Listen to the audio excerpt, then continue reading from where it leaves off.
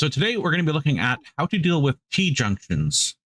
Now this can be applicable to Ready or Not, or Door Kickers 2, or any other game that you might be playing.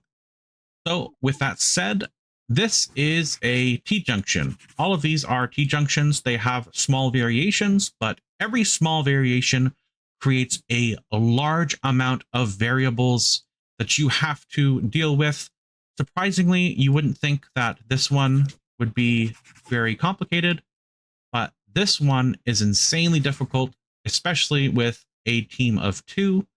And realistically, the purpose of this video is that we are trying to remove any luck from these strategies. So we're not going to be like, oh, that one worked that time, so that means it must be good.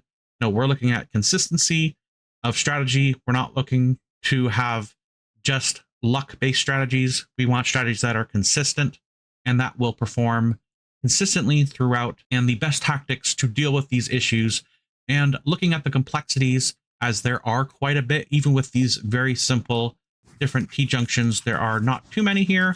I have 9 T-junctions here. I'm sure there's tons more with different door positions and windows and angles, all of those things. So moving on. Hello everyone. Today we're going to be talking about T-junctions. Now, what is a T-junction? Now, I'm going to be labeling anything a T-junction where there is 2 equal or unequal sides, essentially making a capital T. So capital T here, same thing. Basically where you are facing either 2 doors, 2 entrances, very close in proximity to each other from one angle and another angle, usually directly opposing each other. Obviously, for something like this, it's not exactly the same, but it's very similar in terms of its general shape. Obviously, there can be different forms of T-junctions, but these are, in principle, generally going to be operated in very similar ways, but there are obviously nuances when it comes to it, which I'm going to be showing you today. So first off is just a regular T-junction with a tight, narrow passage. So there's a couple ways to deal with this. The first way is to, whenever you are approaching it, cross coverage is the first thing that you should know. It just means moving up in tandem with your teammate. In principle, I'm going to show just in pairs of 2 and then teams of 4 for the more challenging areas like this. A lot of this you shouldn't be doing with a team of 2. These ones are acceptable and doable, but when you get to the later levels where there are more enemies, and this is to clarify, this is very applicable in something like Ready or Not, and among a lot of other games that exist out there as well. These are just general tactics, and you can apply them accordingly. So first, we move up in tandem. So we're going to move up at the same time, cross coverage, which just means we're going to be covering you here and covering you here, creating a cross, and you're covering them. So that's why I call it cross coverage. So once we reach this point, this is where it gets difficult, because there is the unknown here and on the opposite side over here. Now, if there's an enemy here and an enemy here, you have no choice but to expose yourself to both of them. They're both going to see you and they're both going to shoot at you. Now, there's a couple things you can do. Once you've reached this area, you can target the area with 2 people and push in like this, moving in and taking the room. Now, this has its advantages, but let's see how this goes. And by the way, these are very highly trained enemies. They have a lot of resistance to stun and being flashbanged, so if they're not as effective, at least in this game. I'm just showing it because they have faster reaction time to illustrate what works, what doesn't. So we're going to move in tandem together, and it was pretty good. We have the jump on them. They didn't see us first, so we saw them. A little bit of an advantage. But there can be issues with this one. If one target, one of your team engages multiple targets instead of just one, this target can die, or that your teammate can die, and then obviously you're going to die because maybe you only dealt with one. That's where this risk comes in where you're exposing yourself and you don't have a way to retreat. But it is a very effective way to take out a single opponent, especially in a corner with no flashbangs or whatever. So let's try another variation. So same thing as before. We're going to get cross coverage up until the threshold becomes unsafe. Now, there's a couple things you can do here. There is a thing where, depending on the game you're playing, you can bait them in, peek yourself out, come out, and maybe even kill them. And then you just fall back. That way, you have the advantage, and they come to you. And whichever way you are clearing initially, you can visually see what's going on, see if there's an enemy. If there isn't, awesome. If there is, either kill him or retreat, and hopefully they will come and chase you. Now, obviously, this guy chased me, and it's not always going to be the case, but you did get a valuable piece of information that you killed a target. Now you only have to deal with one target. So now that you have two teammates, you have a total of two people engaging a area, it's going to be much better. And remember, this is without any flashbangs or stingers or whatever. But you're just going to do the same thing. You're going to move in and move in. Here you're going to be posted up on the corner. And then this person is going to be going out and taking, oops, make sure you're targeting that. Let's pretend I didn't do that. Coming out here like this and engaging the target. So here's another thing. Obviously, if you're using flashbangs, you can do flash here, flash there. So you do flash, it pops, you come around the corner and you engage. That's another basic one, but obviously it costs resources to use. Let's say if you want to minimize resource cost, you can throw one instead. And that way, I'm going to throw it. Now, there's a couple of things that you can do here, okay? In Ready or Not, targets will be stunned for a good duration of time. You have enough time to come around this corner with two people, kill that target, and then turn around and then kill the stun target. Generally speaking, that's an acceptable thing to do. In this game, especially since this enemy that I'm throwing a flashbang at has very high recovery rate, so he's not stunned for very long, generally speaking. This is going to be a little bit different, and I might lose here to illustrate this point, but that's the way the game works here. So we're going to, I kind of jumped the gun there. Hold on. Holding. Oopsie. Okay, so I went on the corner with this guy who's a little chaotic. And then you would turn around, he's stunned, and then you can engage him. So you engage the stun target last to deal with the threat. So for another one, when we are cross-covering, same thing. Now, there is a thing you can do. Let's just do this. I'm just going to do this solo real quick. And make sure you do it from a distance so your weapon doesn't collapse, because obviously you're close to let's say if you're looking at a wall, you obviously drop your weapon. So you have to, it takes time for your weapon to return to firing position. Same thing in Ready or Not. So just be aware of this. But anyway, what we're going to do here is we're going to take the corner wide. We're going to just peek enough, see a target, maybe shoot them, see what's going on, and then back off to engage this corner. Maybe he comes up. If he doesn't, we're just going to do the same thing. Take the corner wide, get away from this wall, take the corner wide. You're going to peek in the unknown, engage whatever target is left, and that would be that. Obviously, you can do this with one person, and that's usually how you would do it single. With a second person, they kind of get in the way. You don't really want to do it this way because they don't have a way to retreat. And it's just, you give the single person more operating room. All right, that's it for the episode. Thanks for watching, and stay tuned for the next one. This is the next episode, so let's jump right in. Okay, so now to the next one. Now, this one is a little bit different, but the principles are going to be the same. You are going to go cross coverage, focus in on opposite sides, move up together, as you can see. So this is a little bit different. So instead of a corner, a straight corner, and then there is threat.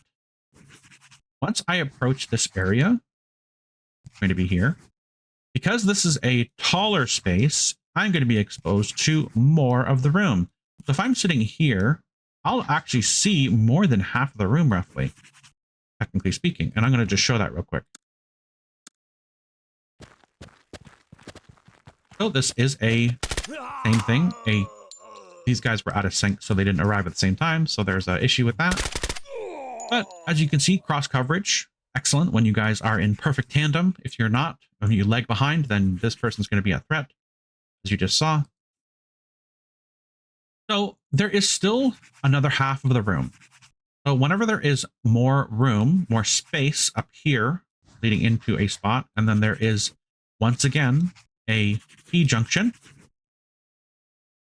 There's slightly different principles. You are going to be backing up a little bit more before you approach the room, just to be safe, because you are going to be exposing yourself to a lot of the room very quickly when there is more space up here. And let's say you are inserted even further into the room like this, and let's say you're right here, you're going to see half the room, and then there's going to be an unknown here that you have to deal with.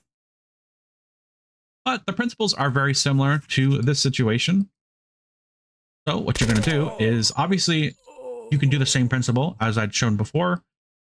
Try to get their attention, draw them out, and engage them. That's obviously always one solution. And from here, this is where it gets a little bit different. So because we are engaging an unknown like this, there's a couple ways you can do this, okay? So once we step here, and I'm just going to kind of show you this, you can see the entire room. There's a target. But you're also covering your buddy.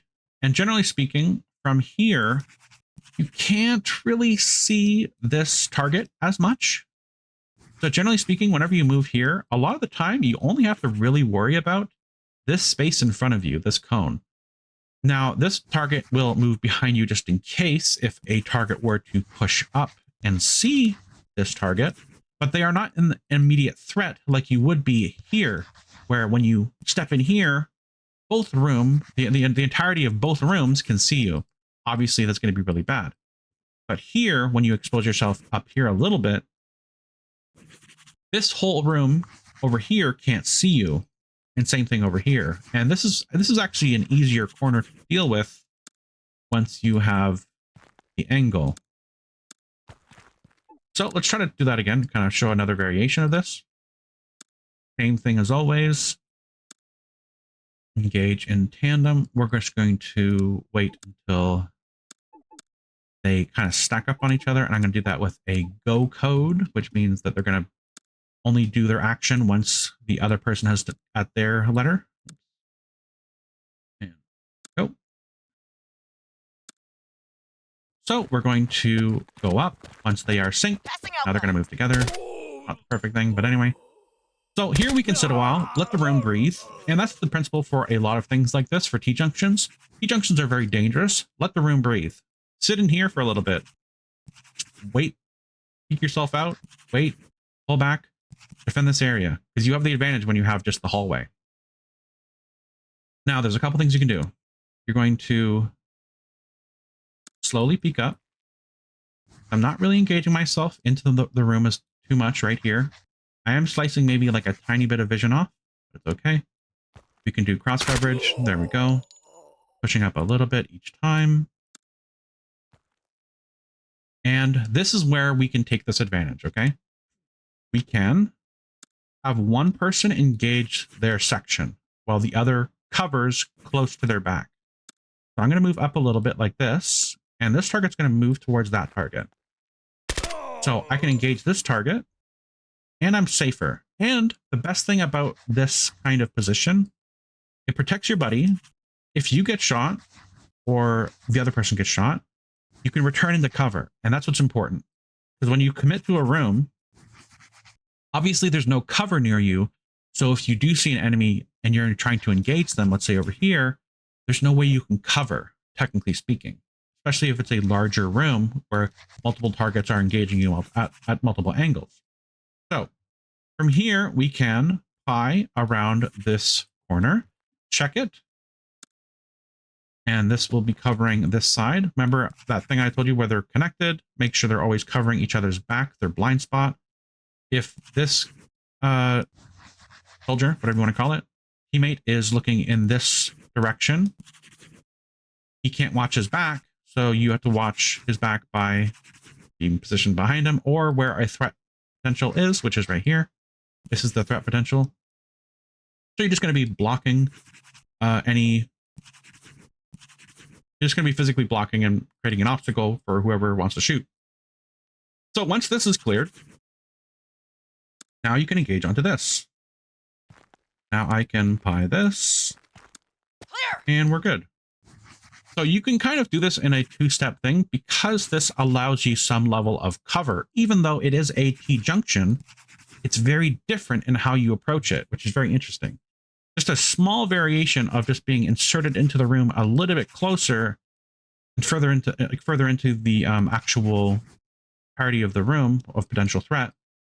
It changes things dramatically and allows you to offer a lot of different strategies, which is very cool. Roger. Roger. So here onto the next one, an uneven junction, T-junction, that has a decent amount of width.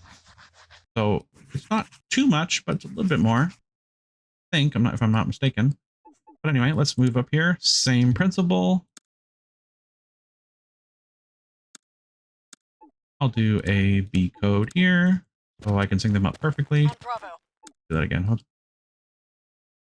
And the same principle as before.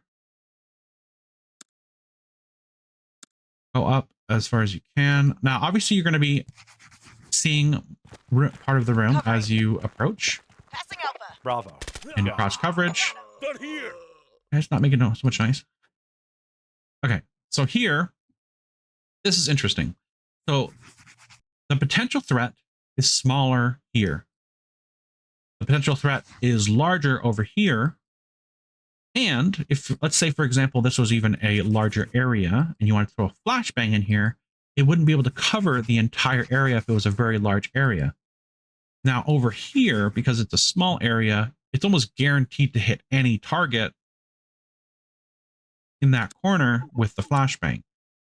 So I'm going to do it without flashbangs for every T-junction to kind of show you some ideas behind it and how to approach T-junctions. When it comes to this, without this, you can peek this very quickly. It's going to be your more dangerous threat, technically speaking. Even though this offers more potential threat, this offers a more immediate threat, which is always going to be a lot worse. That means they can approach you sooner and quicker and engage you faster. And obviously, because if someone's closer to you, it's easier, generally speaking, to hit the target. That means you're going to die much quicker, opposed to a distance where accuracy can be a thing where they're missing the target, obviously. So if you were to do this same strategy of peeking and seeing what's over here, engaging what you can, and then pulling back, you're going to do the one with least amount of threat, but the more immediate threat. Now we're going to pull back. We know this is safe. We engaged it. Now we can focus our focus here.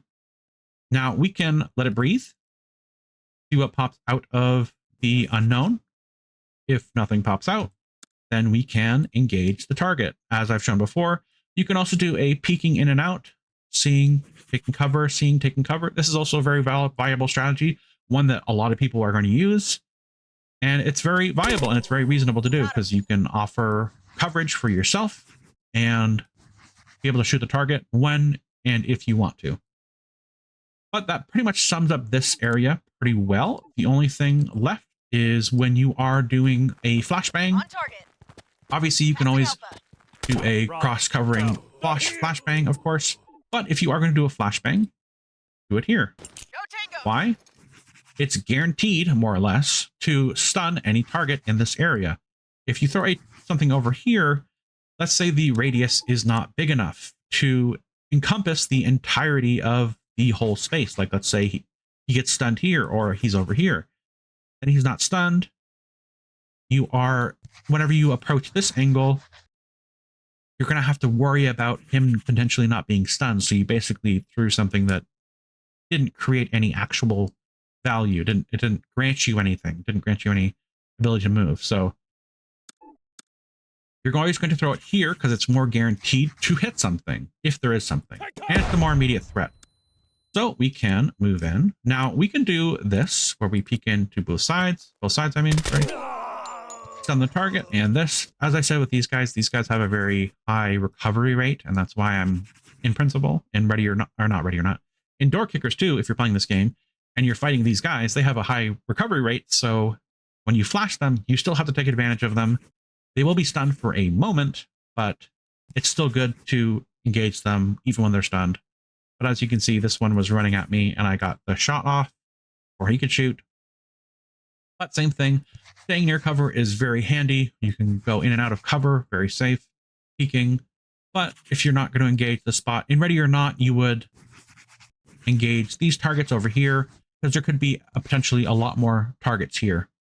So make note of that. So you would flash here, engage with 2 targets, engage what's over here, deal with them, then turn around to deal with the stunned target. So that kind of covers the majority of that. Obviously, you can do a double flashbang where you throw here and here, but I kind of ordered covered that in the previous ones. So moving on to the next one. Now this is an irregular Roger. T-junction, just how it was kind of similar to this shape, but it's a much smaller, tighter room. So it's kind of similar to how this was. And generally speaking, it's kind of similar to how you would do it normally. And here we go. And as I said, these are all applicable on ready or not and door kickers too, obviously. Go. So once we reach this point, same principle. We're taking a principle from here and a principle from here. And as you can see, this represents a more immediate threat because it is closer to us. This represents a greater potential threat because there's more space, which means there could be more enemies. So, same principle. You're doing it with the same way you would deal with it over here, which would be you can engage, peek out here, and ready or not, you would do a peek, check. If you don't engage, back up. Not here. Do remaining cross coverage. If they don't move, generally speaking, this would be the time where I throw a flashbang, because obviously whenever you, oh, there we go, engage this target. So even though I know there's only one target here, I'm still going to pretend that there's a potential threat here. But same principle. Now that they are active and know we are here, it's going to be a tricky thing. So there's a couple options we've already discussed. We can go out here, push the room. We have seen that there is an enemy here, but he's not. We don't know where he is. He could be here even, very close. But there's a lot of different ways we can do this. If I were to do this, I would definitely throw a flashbang in both regions. As you can see, it does still clear a large amount of area. Let me throw this first, and then deal with this. You're going to go like this, and then go in. So as you can see, as long as you are using a flashbang, generally speaking, if you use 2, you're going to be the most safe, but it costs more resources. If you're using 1, you're going to be a little bit safer, and you're still good. You do have to essentially 1v1 or whatever. You have to engage the target, and you guys are kind of on even footing, technically speaking. You guys both see each other at the same time. So it's a little bit of a gamble. And then the last one with no flashbangs, it's still extremely effective. Peeking out, seeing, like peeking out here, looking that way. You're like, oh, there's nothing there. I can back up. I can back up. I don't have to deal with this. I only have to deal with this angle. I'm done with this one. You can be like, okay, now I can peek. I've just peeked this one. Let me illustrate this. I just peeked that one. There's nobody there. That means the threat is likely over here. So I can be like, okay, now I'm going to peek this one. Or I can pull back and wait for that target to come. But that's that. generally speaking, as I said, you're kind of just taking some principles from these. They're just small variations in what you're able to do. All right, that's it for the episode. Thanks for watching, and stay tuned for the next one. This is the next episode, so let's jump right in. Now on to the next one. So, when it comes to Roger. these ones, Affirmative. Roger.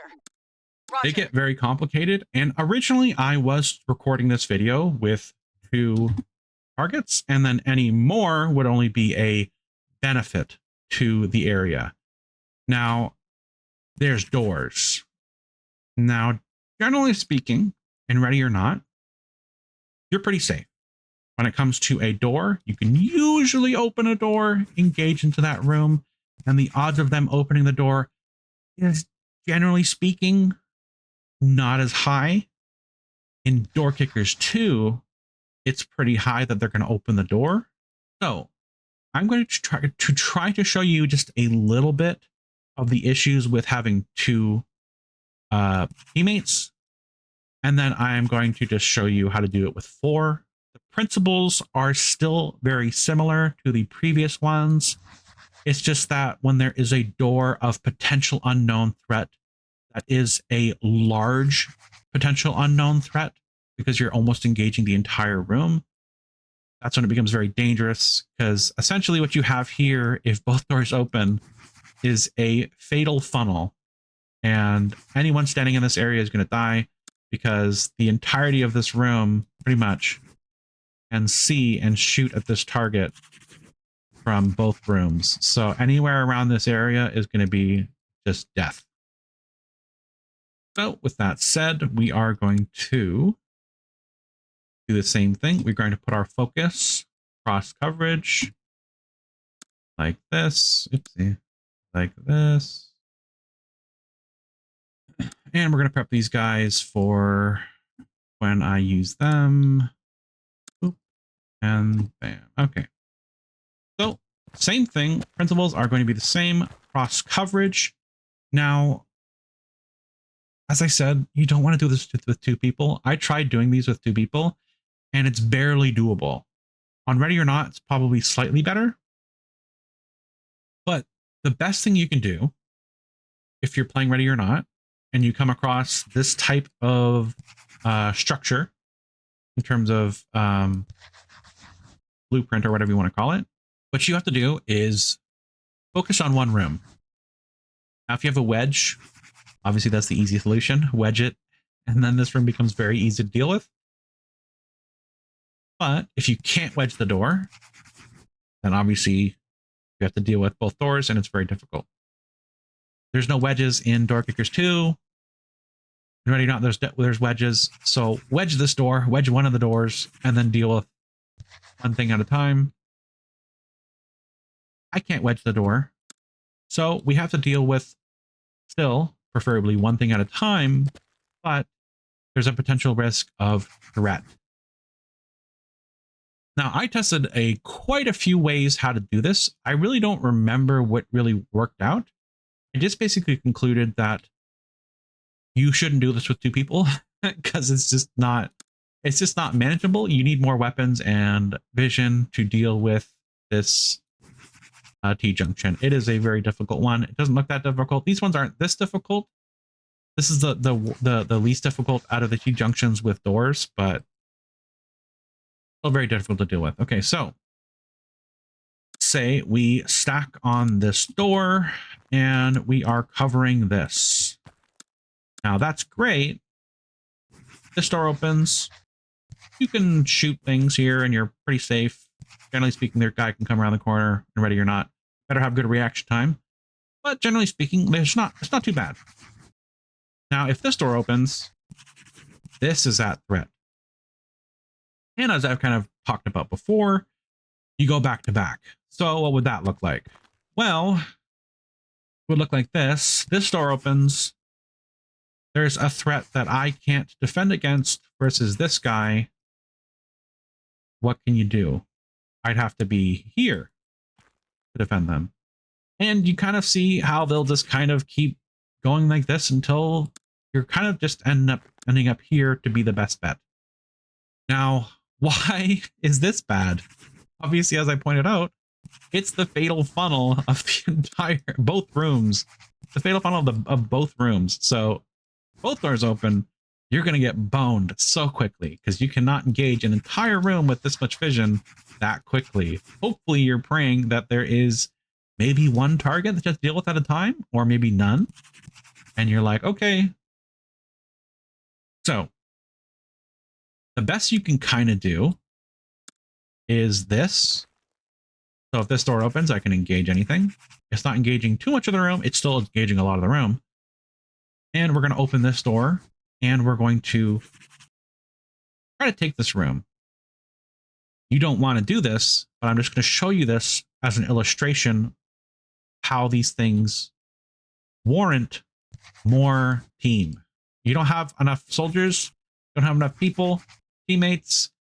You're not going to be able to do this very effectively. It's always going to be a gamble. You can get lucky, but that's still just not good enough. I'm going to be talking about C2 charges. So blowing the door. That is a viable strategy. It also costs resources. We're just going to do the non-resource thing first, and then we're going to get into resource using. So from here, what do you have to do? I have to open the door. What is the issue with door kickers? You need somebody to open the door for you. So what we're going to do is this person's going to open the door, and this person's going to cover.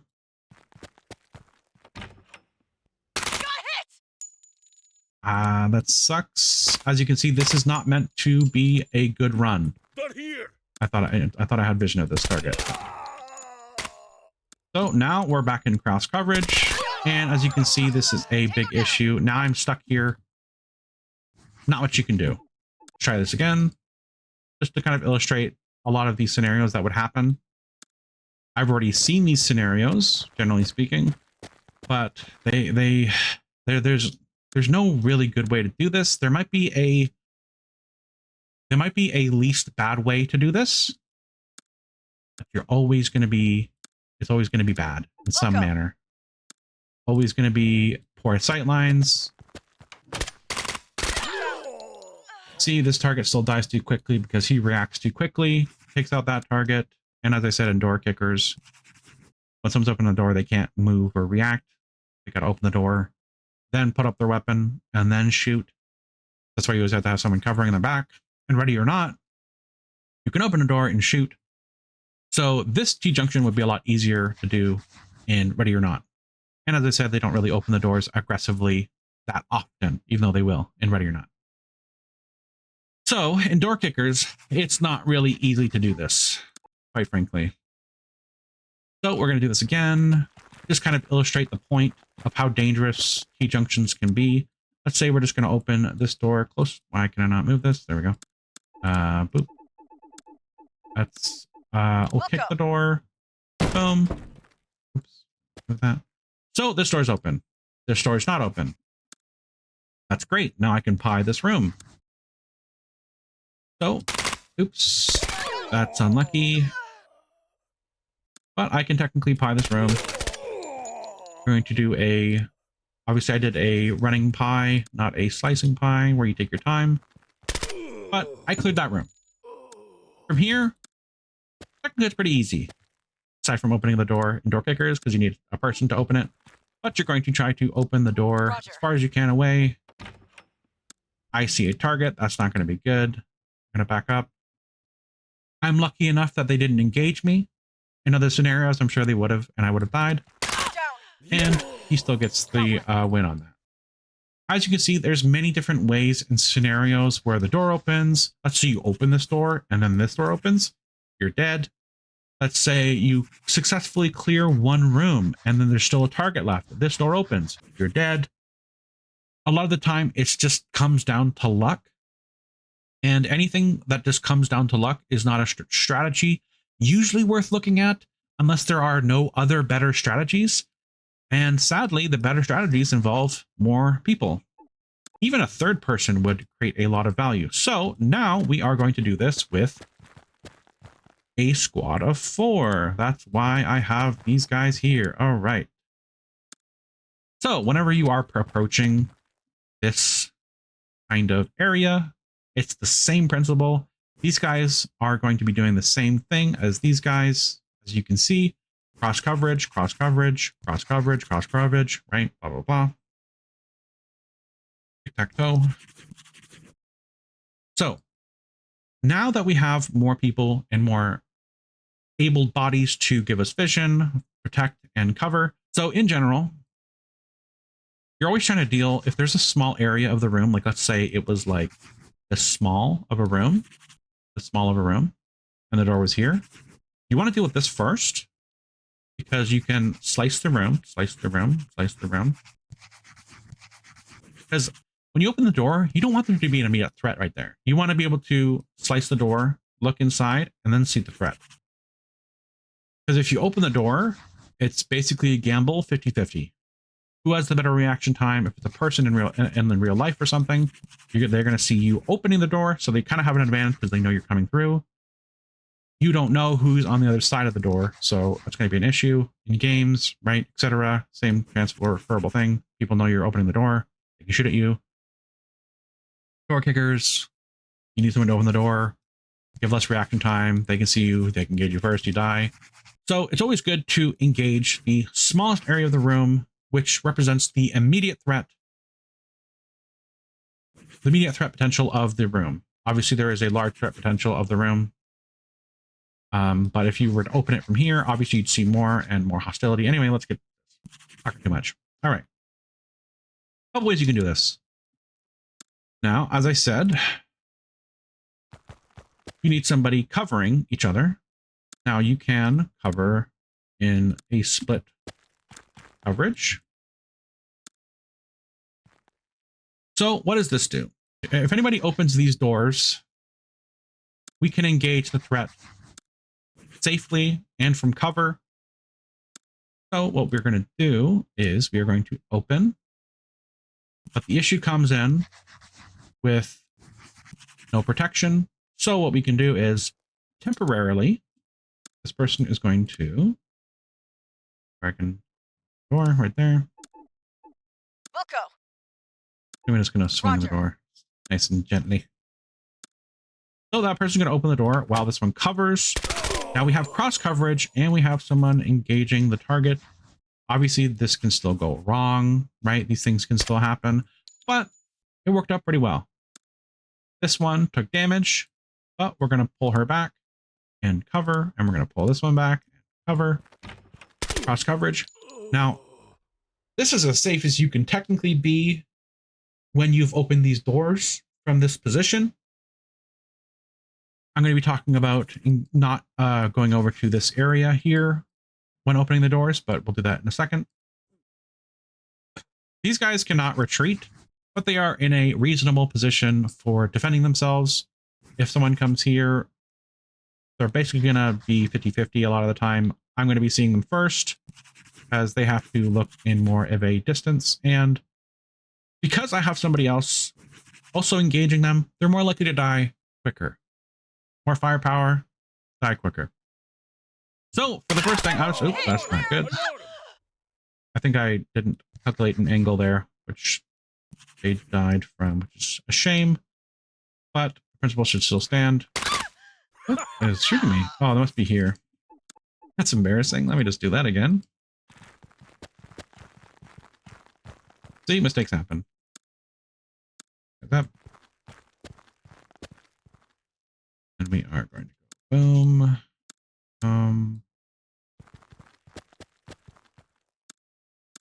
Cross coverage. Get a diamond, and we're going to open one door. Roger.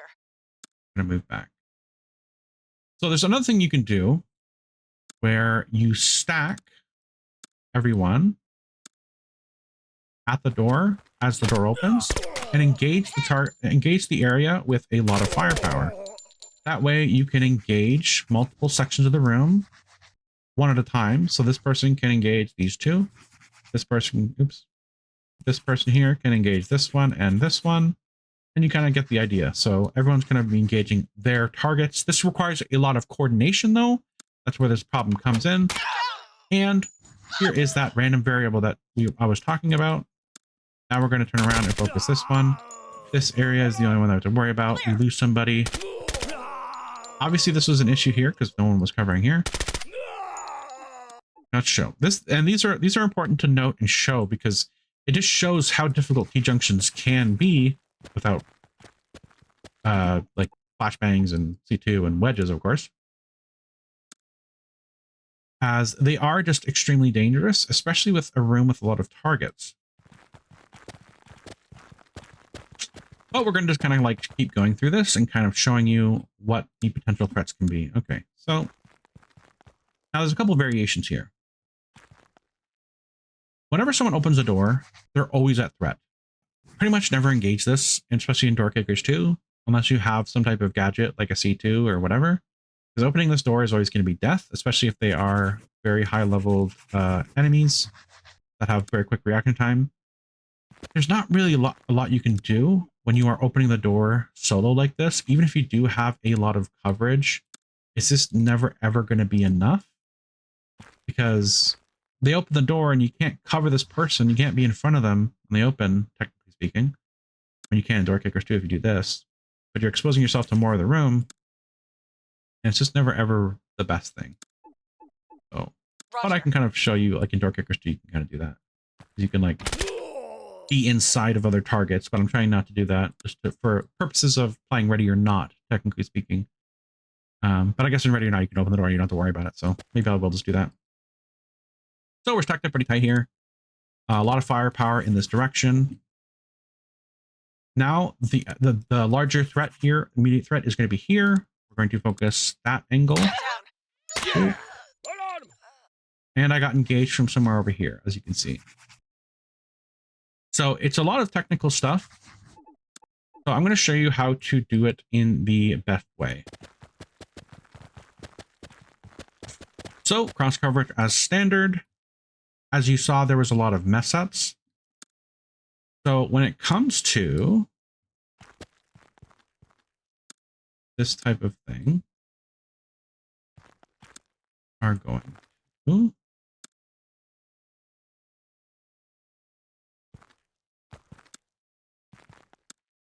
door. We're going to open the door.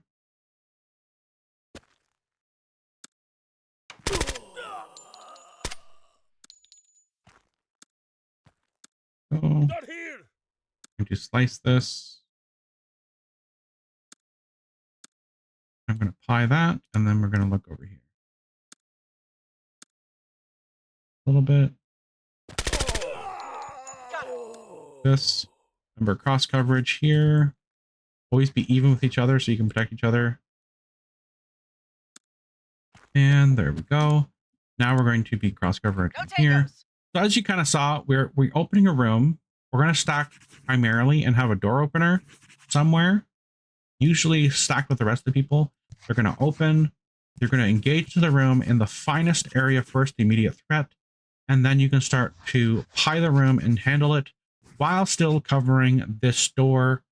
Obviously, sometimes you're not going to have your light always on this door for the to deal with the potential threat, but it's the best you can do with this amount of people with this amount of space, because this is a very tight space and very difficult to deal with. But as you can see, then we are going to try to pie this as best as possible, see into the room, see if there's any enemies. Same thing here. We're going to see, like, okay, what can we see? Now this is going to be a thing where we're going to see here, nothing here. Okay. Now that we have this, we are going to focus this as much as we can. I think that was 1, 2, 3, 4. So this room should be clear. I'm going to pretend that it's not, like we don't know. Oh, we're going to cross coverage, cover each other's backs. As you can see, this would be a threat for this target. We're going to move them up here and cover. Here we go. Now, we are going to just flow into the room. Into the room, like that. There we go. Now, we pied as much as we can, and technically there was an unknown here, but we're good, as you can see. Now that we have this foothold, this one becomes so easy. Now, why is that? Well, you can cover people from this angle now, and it is amazing. Anyone opens that door, they're dead. And technically, if you tighten up the firing angle, this angle will be an unknown and this angle will be an unknown. But anything in this cone of vision will be dead. Now, we still got to open the door. Always an issue. We are going to do this. I'm going to cover him. Ooh. Okay, so this lost the 50-50. But that one engaged that. So as you can see, like without a tool, this is always going to be very difficult and based on luck a lot of the time. If you guys have other ideas or suggestions, then you want to let me know. Let me know how you would deal with this. Maybe I can share this and you guys can try it out in Door Kickers. 4 players, you know, standard kind of kit, nothing crazy, regular weapons, not high, you know, 7.62 rounds armor piercing, just regular 4.56. But as you can see, like there's no way you can do this where there is going to be a risk. You can only minimize the risk, but there still can be casualties no matter how well you play. Now there are some smaller niche things where you can peek in and out, as I've shown you, like peeking in and out, be like, okay, this, that. But whenever you open this door kickers, one person has to sit there stationary for, you know, 1.5 seconds. And pretty much from every angle, when you open the door, you're going to be able to be seen when you open the door. So there's not much you can do about that. You always need someone covering you physically. So that's when it comes to gadgets. Now, this becomes so much easier with gadgets. It's insane. So now you are going to, instead of kicking the door, we are going to have the, who has the charges? Or my charges? Okay, I guess we're doing this room. So we are going to set up door charges. Placing charge. We're going to cover. Charge set. And boom. So now we are going to, quickly as possible, because this is still a threat, and we can only cover them as well as we can. But what we're going to do is actually, there we go. All right, so we're going to engage this room as quickly as possible and then take it, get a foothold, and then deal with this area over here. So it's going to be pop, engage target, engage target. Now you can spend time pieing this. That's probably what you should do the majority of time whenever you're playing a game like this, Ready or Not, or Door Kickers 2. We don't have a lot of time. This is a potential time bomb of threat. So what we need to do is probably engage it as quickly as possible. We can pie a little bit. And then we're going to, engage the room. So then we're going to go in here, and then we're going to watch as these two cover our backs as we go in. Here we go, engaging room. And there you go. So we covered ourselves from the threat. Now we have a foothold. This person is very injured, so we're not going to have them engage. Now we come to here.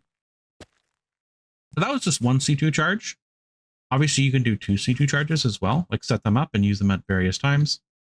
But what we're going to do is, now that we're here, this so they're blocked, running this until they can do that. Placing charge. And because games allow it Charge ready.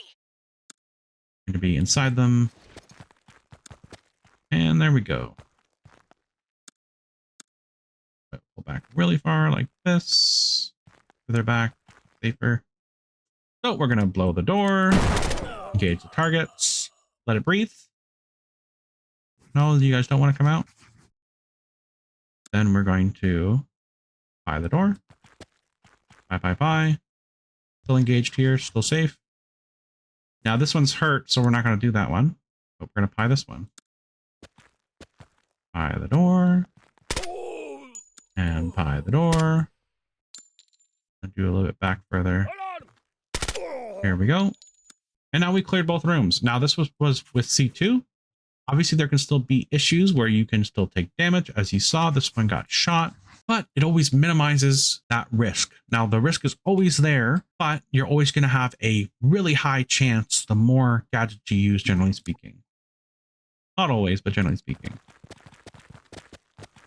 But just because you add more C2 does not mean this makes the situation any better. Oh, we're going to do this. Affirmative. Wilco, placing charge. Ready to burn. Placing charge. But generally speaking, you really want Charge to ready. engage this area in a cone of fire. So this is what we're going to do. A lot of the time, the best way you can ever deal with this room, pretending like this doesn't exist. So we are going to blow the room, and then you're just going to shoot everything in the area, as I've shown you before. Tighten up the stack, and we're going to pop it. And we're going to pie it. Tighten up the stack. Engage the room, and that room is cleared. Technically a potential threat here, but not much. We're going to move quickly, turn around.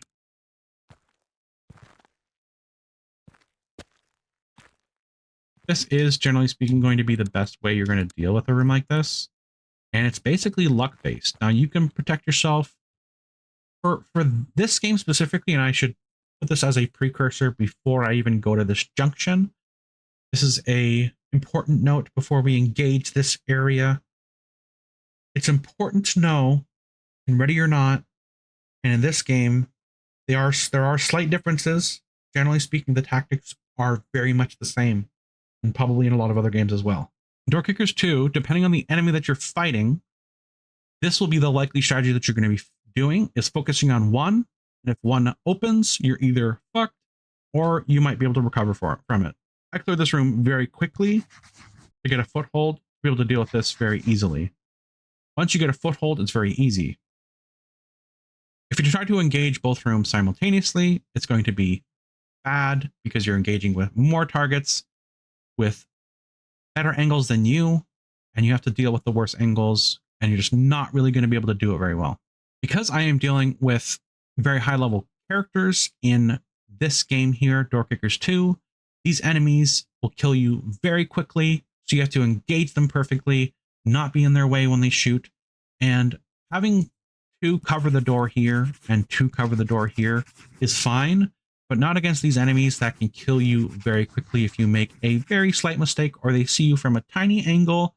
So it's very touchy and very difficult. So your best bet for Door Kickers is engage like this, focus one room really hard, engage the entire room, take it quickly, turn around, cover as quick as you can, engage this room. Next, in Ready or Not, you're going to be wedging a door, and that's basically the problem solved. If you don't have a wedge, it's going to be pretty much the same thing.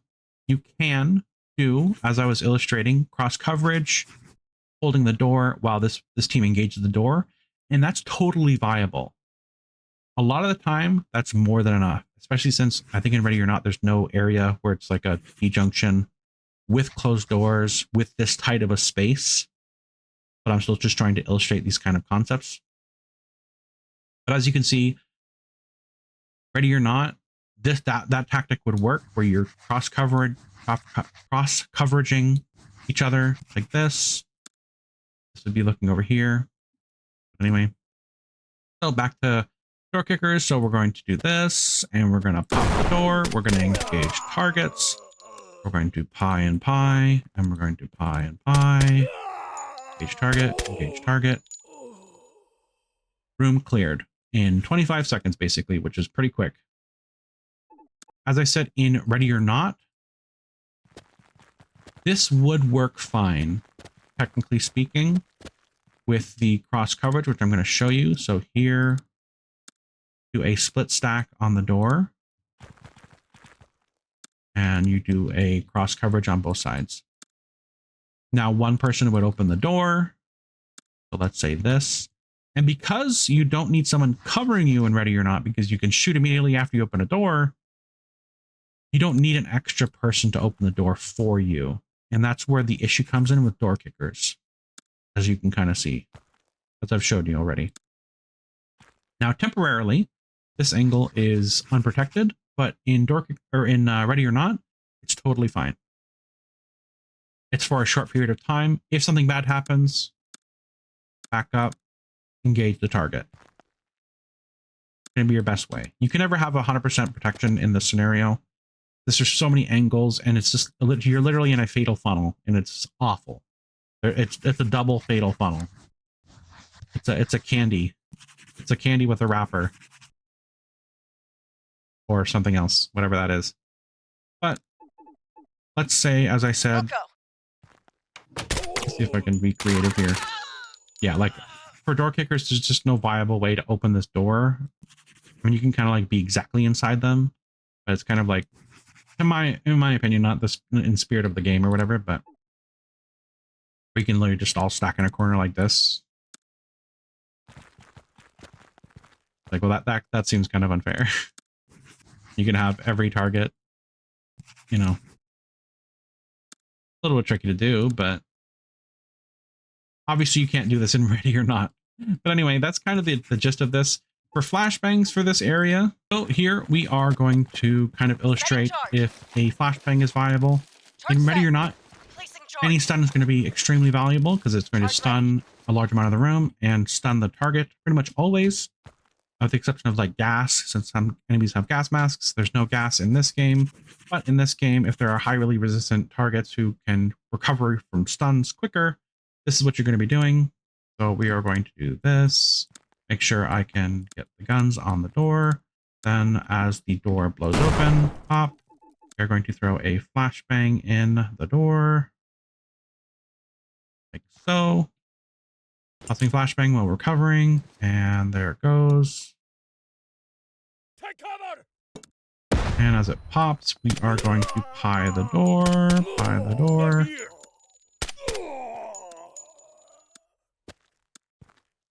Cross coverage, covering a little bit. Now there's only one target left. Going to engage here. This is a little rough. See stun. Take him out. Boom. Turn around. Focus here. And there we go. Engage targets. As you can see, it went much smoother with a flashbang. We can take the room safer. When we throw a flashbang, we do need to just open the door with a C2. That is going to be your best bet. Whenever you can't open a door or have somebody open a door for you and there's more threat whenever you open the door, don't have somebody open the door, see to it. And Ready or Not, it's not a thing, as I already discussed like 1,000 times. You can open a door in Ready or Not and shoot back simultaneously. In this game, you can't.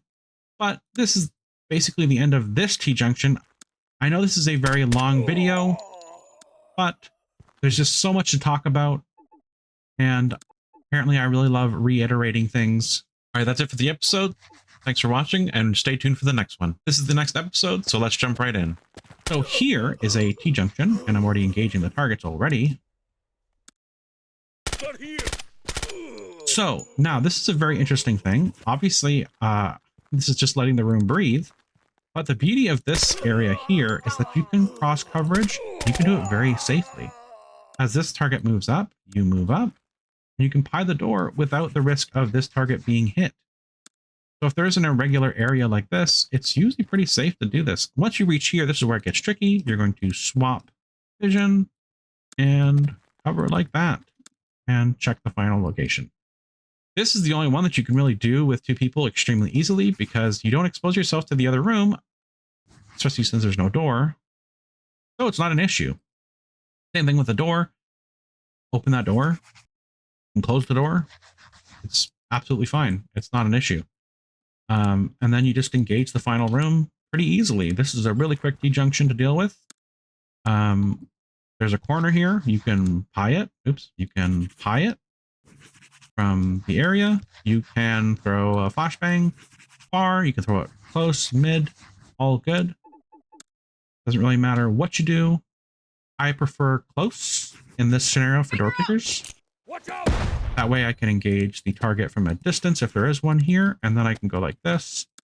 And I'm going to do that. Technically, you can throw another flashbang. I should probably be okay. But this is a really easy one. You don't need 4 people. This cross coverage basically deals with this. Cross coverage, stay close together. And then when you reach here, pie the door up until this point, and you're going to try to get as much cross coverage as possible. You can see there is a point where, obviously, as I showed you, they were kind of like the risk of going into the room and exposing themselves. That's when you swap the focus. This person focuses here, and this person here focuses here. And then you just pie the door. Pie the door. Very easy. Flashbang close, flashbang far, flashbang mid. Anything's fine. If you don't want to use a resource, pie it. Really easy T-junction. Probably the easiest one. Probably the easiest one I'm going to show here, quite frankly. But now on to the other one. Affirmative. Of much more pain. Roger. Now this is an interesting one. Where's my... Roger. It Roger. goes here. Yeah. Please forgive me. This is a long video, but it's a lot of stuff to talk about, and I like to ramble. So, same thing. It's always going to be cross coverage. Cross coverage. See if I got the cross coverages right. Nope, that's going to be that one. All right. Now, this is a slightly offset door here. And from this, I mean, slightly more. And it's a double door. So what does that mean? Well, when you reach the threshold of your cross coverage, what happens? Well, you have more exposure into the room if either or one of those doors opens. Now, this is also a more narrow room here where it's shallow, so there's less potential threat. Here, it's equal threat on both sides for the area here. Obviously, there's a more potential threat here when you open the door. Open the door. Oh, that's what you're going to see. So let's just kind of do what the tactics we've already been doing. We're going to get up close. We are going to, as I said, I always like to be on the side which exposes the least amount of the room. This is going to be interesting because it puts you at a lot of threat here. So, well, let's keep going through this. Let's do that. So we're going to stack like this. We're going to go like this. And then we're going to go like that to cover target. Okay, so open the door. Open door. Back up a little bit. Engage it. So, double door's not open yet. Excellent. Engage this threat. We don't know we need to worry about the corner. We just need to pie this area and pretty much clear it pretty well from there. And we're just gonna have this person hold just because we can't reach that corner yet once we pie. So this door opened. I die because there are two people shooting me simultaneously, and because this person can't defend themselves because they're turned around. This person dies. Obviously, there was a little bit of a timing thing.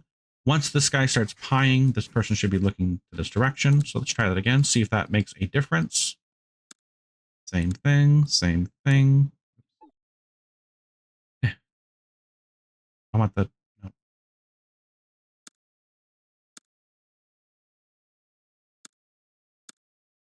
Just to make things faster. Okay, so same thing. Stack cross coverage. This person should be here. I keep getting, and go here. We're going to go like that, and then this, and we're going to do the same formation that we had before. And ta-da! That back up a little bit.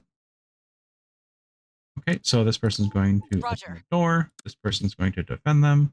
Opening door and shoot, shoot, shoot, and we're just gonna, because this person can't engage anybody in a meaningful way, because this guy's gonna be the one pieing. This one's gonna pie, and this one's just gonna immediately, as I said, which was the potential issue, and look at this door. So pie, pie, pie.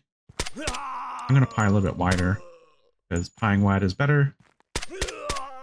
And so, as I've sort of already illustrated, we killed these targets very easily. We did a running pie across the room, or strafing pie, and there is a potential threat here.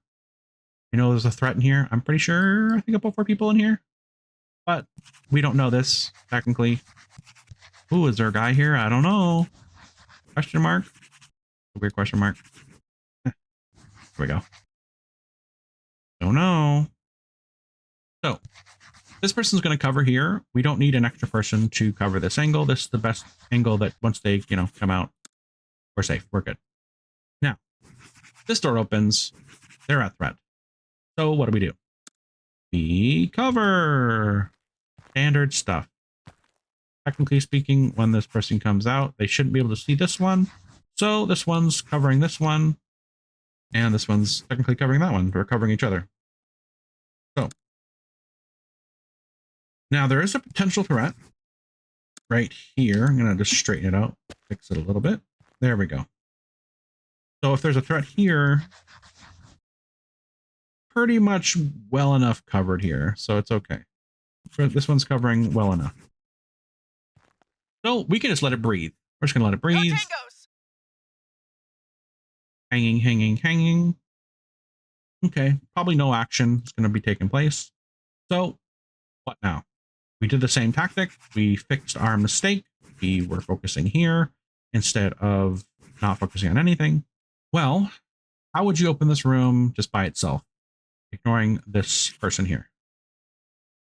Generally speaking, you would want to open the area with the least amount of vision into the room. I'm probably going to do it on this side. We're ignoring this just for now, just because I have a place to retreat. I have a place to retreat back if things go bad. Here, I don't have a place to retreat. And it technically gives me more cover down here. So I can like get out of the way. Here, if the door opens, I'm basically exposed to all of this side of the room. So that's a lot of potential firepower on this target, even if I have people stacked here firing back at them. So the best bet is probably going to be coming over here. Now, because there's a looming threat here, which is more immediate, and a potential threat over here, but it's still a very immediate threat, potential immediate threat, we're going to deal with this. Now, flashbang, of course, but we're going to try to engage. There we go. And good. Now we have an excellent spot to shoot from into the room. We're going to back up because engagements usually go better at distance. And we're going to account for this, and we're going to bring this guy over here. So this is the safer area because it represents more cover. There's no advantage to doing it over here. As I said, the room is technically equal on both tops, so you're not going to see into more of the room. So there we go. Who has my door charges? I think that's the right one.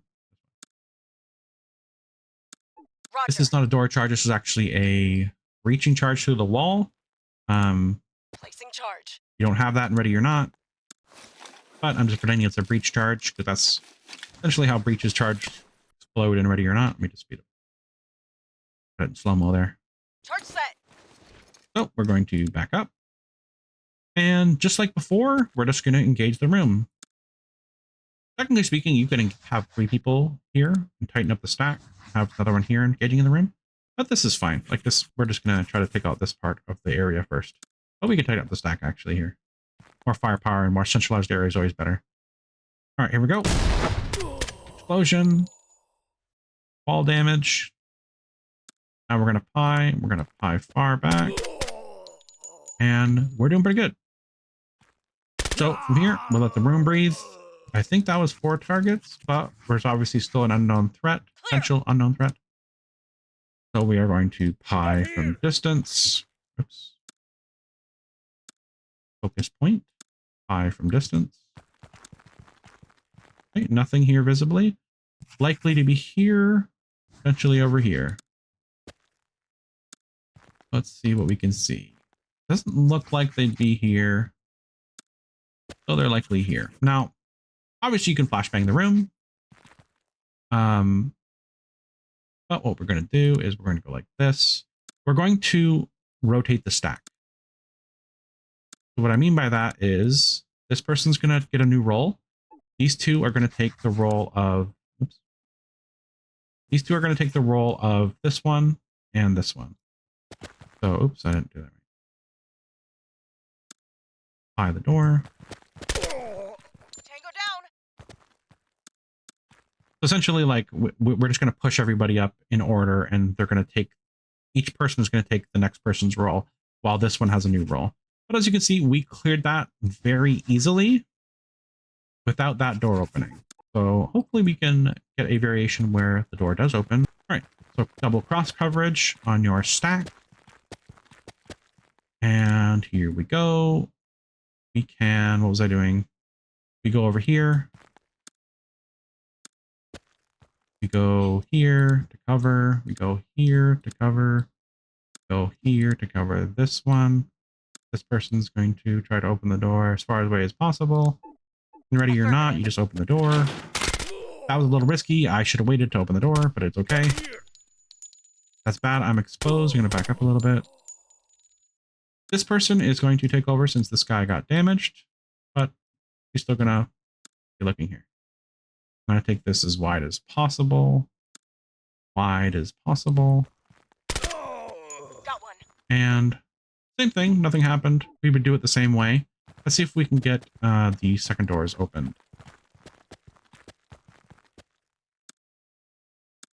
Here.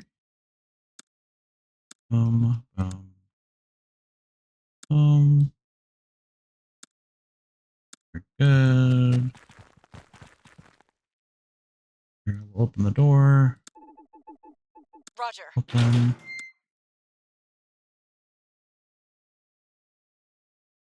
Back up Val because she's not in the best position. And Val pies the door. Got it. And same thing happened before. This target wasn't focusing. If that target was if she was focusing, if I remember to put her, basically be the same scenario. She would be fine. The door is open. Let's just pretend that she's alive. I just keep forgetting to focus her point here. But now that we have this, this is something interesting. This is actually an interesting scenario. So we're going to cross coverage here. Oops, cross coverage here. So right now, these guys are pretty safe. If the store opens, then it's going to be a big threat. This person has to deal with this threat and the room obviously here. We want to deal with this threat, but we can't go in this room because there's this threat. So how do we do this? Without any gadgets, with great difficulty. With gadgets, much better. So we're going to back up because this one is technically being watched. We're going to flashbang. Flashbang in here.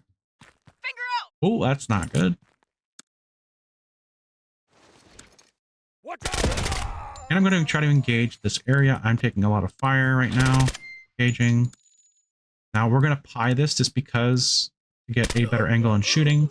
And we're going to return here. And we're good. That was pretty quick, I know, but I should have been doing it in slow-mo to illustrate a little bit more what was going on. Oh, same thing.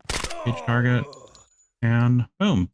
So whenever you are doing this without flashbangs, without gadgets, it's always going to be more difficult. And ready or not, it's going to be a lot easier.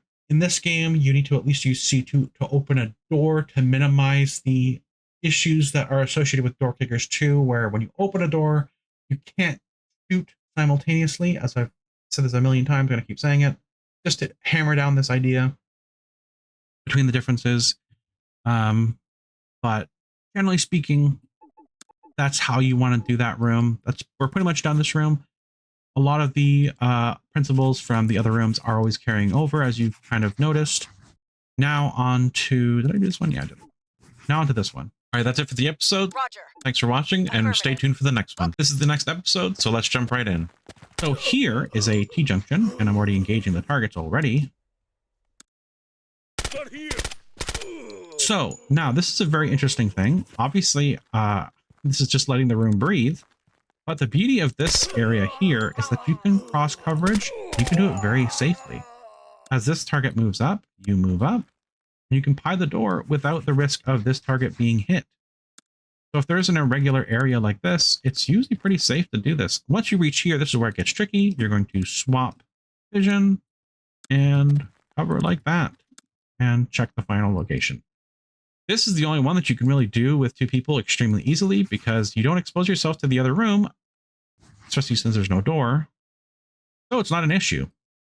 Same thing with the door. Open that door and close the door. It's absolutely fine. It's not an issue. And then you just engage the final room pretty easily. This is a really quick T-junction to deal with. There's a corner here. You can pie it. Oops. You can pie it from the area. You can throw a flashbang far. You can throw it close, mid, all good. Doesn't really matter what you do. I prefer close in this scenario for door kickers. Watch out! That way I can engage the target from a distance if there is one here, and then I can go like this. And I'm going to do that. Technically, you can throw another flashbang. I should probably be okay. But this is a really easy one. You don't need 4 people. This cross coverage basically deals with this. Cross coverage, stay close together. And then when you reach here, pie the door up until this point, and you're going to try to get as much cross coverage as possible. You can see there is a point where obviously, as I showed you, they were kind of like the risk of going into the room and exposing themselves. That's when you swap the focus. This person focuses here, and this person here focuses here. And then you just pie the door. You pie the door. Very easy. Flashbang close, flashbang far, flashbang mid. Anything's fine. If you don't want to use a resource, pie it. Really easy T-junction. Probably the easiest one. Probably the easiest one I'm going to show here, quite frankly. But now on to the other one. Affirmative. Of much more pain. Roger. Now this is an interesting one. Where's my... Roger. It Roger. goes here. Yeah. Please forgive me. This is a long video, but it's a lot of stuff to talk about. And I like to ramble. So, same thing. It's always going to be cross coverage. Cross coverage. See if I got the cross coverages right. Nope, that's going to be that one. All right. Now, this is a slightly offset door here. And from this, I mean, slightly more. And it's a double door. So what does that mean? Well, when you reach the threshold of your cross coverage, what happens? Well, you have more exposure into the room if either or one of those doors opens. Now, this is also a more narrow room here where it's shallow, so there's less potential threat. Here, it's equal threat on both sides for the area here. Obviously, there's a more potential threat here when you open the door.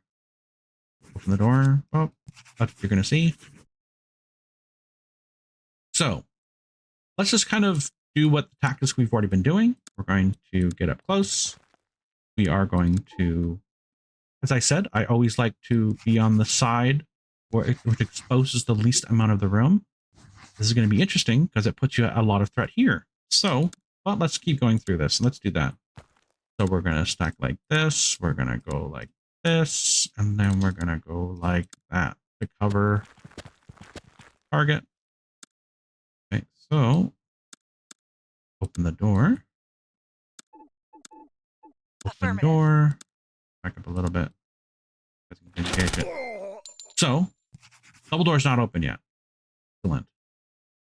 Engage this threat. We don't know we need to worry about the corner. We just need to pie this area and pretty much clear it pretty well from there. And we're just going to have this person hold just because we can't reach that corner yet once we pie. So this door opened. I die because there are 2 people shooting me simultaneously, and because this person can't defend themselves because they're turned around, this person dies. Obviously, there was a little bit of a timing thing. Once this guy starts pieing, this person should be looking to this direction. So let's try that again, see if that makes a difference. Same thing, same thing. I want the... No.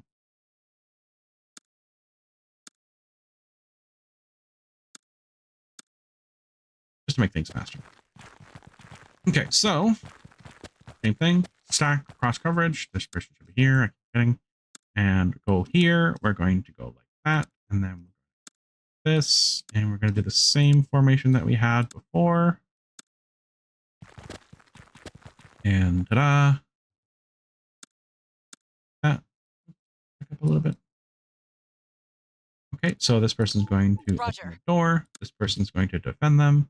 Opening door and shoot, shoot, shoot. And we're just gonna, because this person can't engage anybody in a meaningful way, because this guy's gonna be the one pieing. This one's gonna pie, and this one's just gonna immediately, as I said, which was the potential issue, and look at this door. So pie, pie, pie. I'm gonna pie a little bit wider because pieing wide is better. And so, as I've sort of already illustrated, we killed these targets very easily. We did a running pie across the room, or strafing pie, and there is a potential threat here. You know there's a threat in here. I'm pretty sure, I think I put 4 people in here, but we don't know this technically. Ooh, is there a guy here? I don't know. Question mark? A weird question mark. Here we go. Don't know. So, this person's going to cover here. We don't need an extra person to cover this angle. This is the best angle that once they, come out, we're safe. We're good. Now, this door opens. They're at threat. So what do? We cover. Standard stuff. Technically speaking, when this person comes out, they shouldn't be able to see this one. So this one's covering this one. And this one's technically covering that one. They're covering each other. So now there is a potential threat right here. I'm going to just straighten it out, fix it a little bit. There we go. So if there's a threat here, pretty much well enough covered here. So it's okay. This one's covering well enough. So we can just let it breathe. We're just going to let it breathe. No tangos. Hanging, hanging, hanging. Okay. Probably no action is going to be taking place. So what now? We did the same tactic. We fixed our mistake. We were focusing here instead of not focusing on anything. Well, how would you open this room just by itself, ignoring this person here? Generally speaking, you would want to open the area with the least amount of vision into the room. I'm probably going to do it on this side. We're ignoring this just for now, just because I have a place to retreat. I have a place to retreat back if things go bad. Here, I don't have a place to retreat. And it technically gives me more cover down here. So I can get out of the way. Here, if the door opens, I'm basically exposed to all of this side of the room. So that's a lot of potential firepower on this target, even if I have people stacked here firing back at them. So the best bet is probably going to be coming over here. Now, because there's a looming threat here, which is more immediate, and a potential threat over here, but it's still a very immediate threat, potential immediate threat, we're going to deal with this. Now, flashbang, of course, but we're going to try to engage. There we go. And good. Now we have an excellent spot to shoot from into the room. We're going to back up because engagements usually go better at distance. And we're going to account for this, and we're going to bring this guy over here. So this is the safer area because it represents more cover. There's no advantage to doing it over here. As I said, the room is technically equal on both tops, so you're not going to see into more of the room. So there we go. Who has my door charges? I think that's the right one. Roger. This is not a door charge. This is actually a reaching charge through the wall. Placing charge. You don't have that in Ready or Not, but I'm just pretending it's a breach charge because essentially how breaches charge, explode, and ready or not. Let me just speed up. Put it in slow-mo there. Charge set. So we're going to back up. And just like before, we're just going to engage the room. Technically speaking, you can have 3 people here and tighten up the stack. Have another one here engaging in the room. But this is fine. Like this, we're just going to try to take out this part of the area first. But we can tighten up the stack actually here. More firepower and more centralized area is always better. All right, here we go. Explosion. Fall damage. Now we're going to pie. We're going to pie far back. And we're doing pretty good. So from here, we'll let the room breathe. I think that was 4 targets, but there's obviously still an unknown threat, potential unknown threat. So we are going to pie from distance. Oops. Focus point. Pie from distance. Okay, nothing here visibly. Likely to be here, potentially over here. Let's see what we can see. Doesn't look like they'd be here. So they're likely here. Now, obviously you can flashbang the room. But what we're going to do is we're going to go like this. We're going to rotate the stack. So what I mean by that is this person's going to get a new role. These 2 are going to take the role of, oops. These 2 are going to take the role of this one and this one. So, oops, I didn't do that right. Pie the door. Tango down. Essentially, like, we're just going to push everybody up in order, and they're going to take, each person is going to take the next person's role, while this one has a new role. But as you can see, we cleared that very easily without that door opening. So hopefully we can get a variation where the door does open. All right, so double cross coverage on your stack. And here we go. We can, what was I doing? We go over here. We go here to cover. We go here to cover. Go here to cover this one. This person's going to try to open the door as far away as possible. And ready or not, you just open the door. That was a little risky. I should have waited to open the door, but it's okay. That's bad. I'm exposed. I'm going to back up a little bit. This person is going to take over since this guy got damaged, but he's still going to be looking here. I'm going to take this as wide as possible. Wide as possible. Got one. And same thing. Nothing happened. We would do it the same way. Let's see if we can get the second doors opened. Here. We're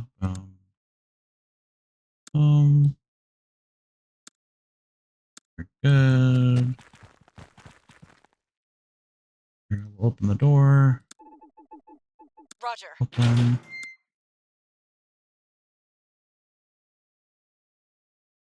Back up Val because she's not in the best position. And Val pies the door. And oh, same thing happened before. This target wasn't focusing. If that target was if she was focusing, I remember to put her basically be the same scenario. She would be fine. The door is open. Let's just pretend that she's alive. I just keep forgetting to focus her point here. But now that we have this, this is something interesting. This is actually an interesting scenario. So we're going to cross coverage here. Oops, cross coverage here. So right now, these guys are pretty safe. If the store opens, then it's going to be a big threat. This person has to deal with this threat and the room obviously here. We want to deal with this threat, but we can't go in this room because there's this threat. So how do we do this? Without any gadgets, with great difficulty. With gadgets, much better. So we're going to back up because this one is technically being watched. We're going to flashbang.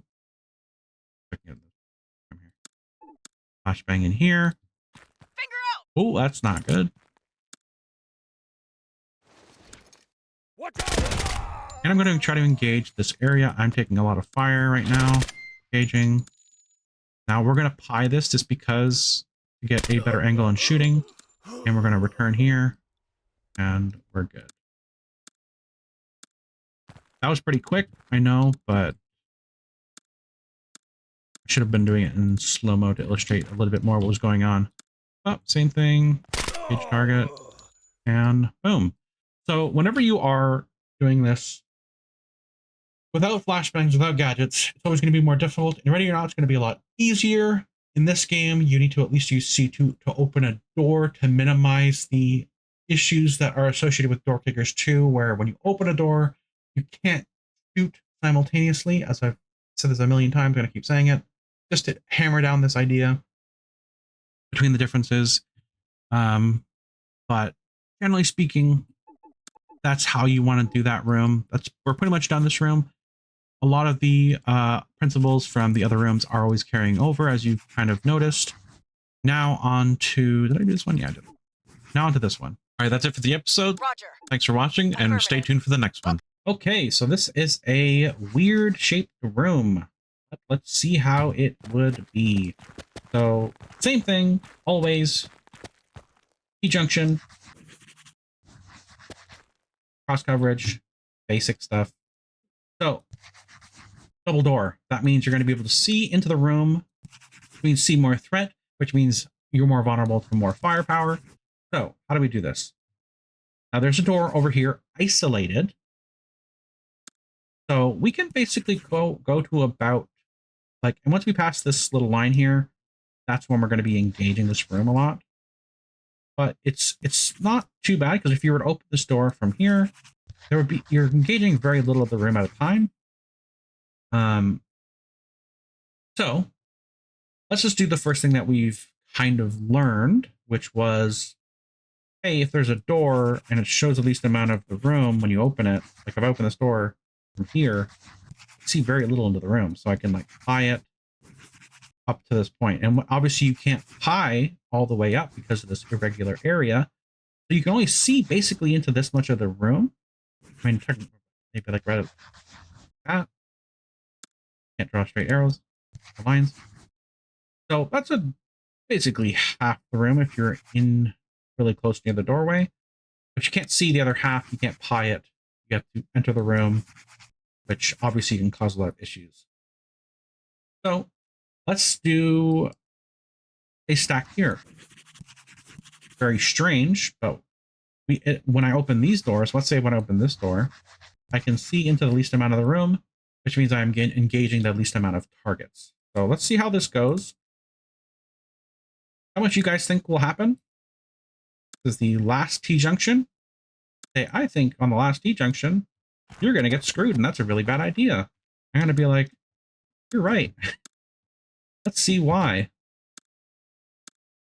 Okay, so obviously we don't really need more than one person watching this door, because there's not a lot of people able to fire back in such a small space.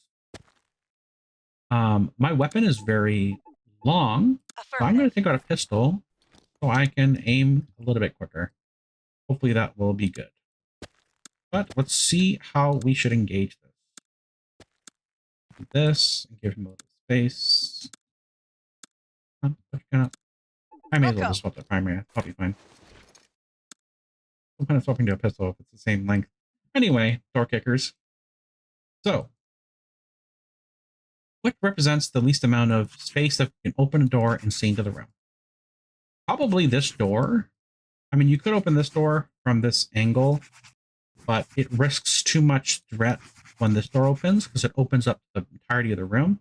If you open up this door, you can back up into safety to engage the room. So that's what we're going to do. So we got this one who can set the door charge. And we're going to this. Setting Cover charge. after. Charge ready. Okay, so when this door opens, we obviously don't want this person here. So we're going to pull back.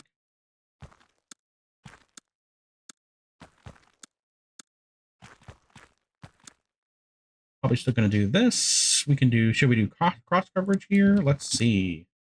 Cross coverage. I think we should do cross coverage. That makes sense, doesn't it? because it is a T-junction. So easy. All right, so now we're gonna pop the door.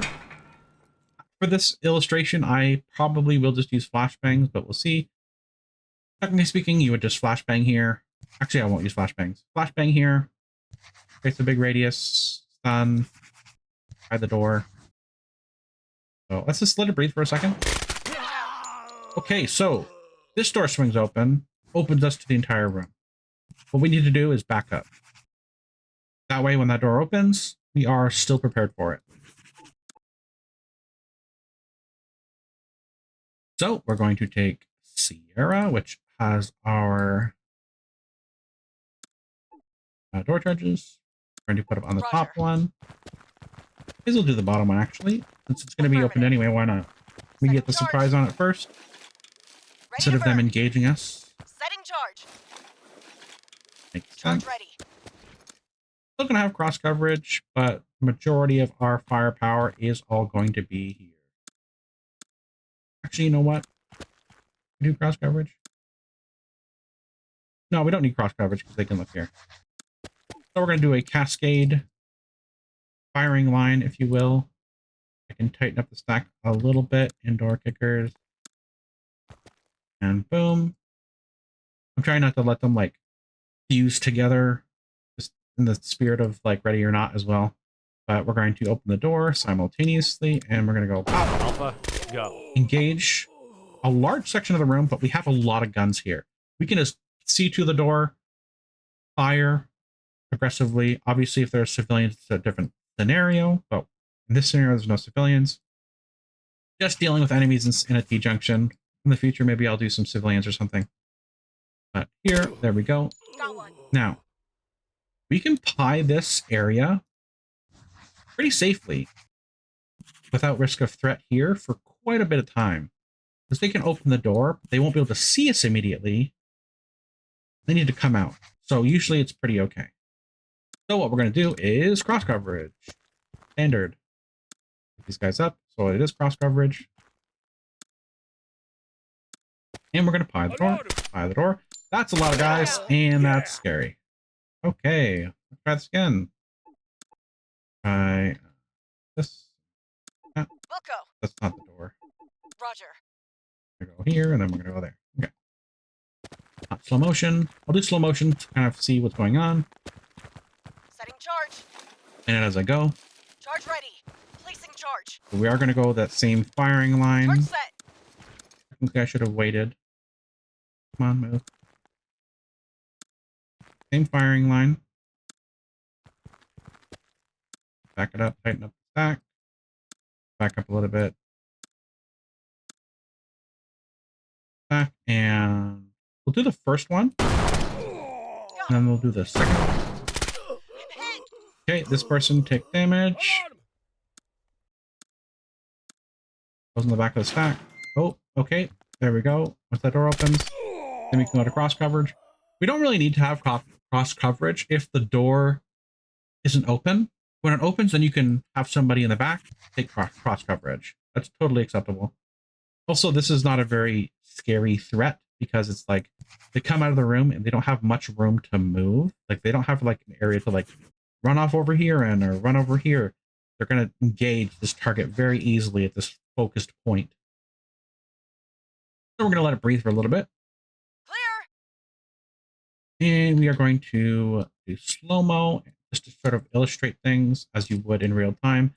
Obviously, if you're a first person, you can kind of like things a little bit slower, a little bit more finesse. Okay, we're still okay. We're going to let it breathe. Let it breathe. Clear.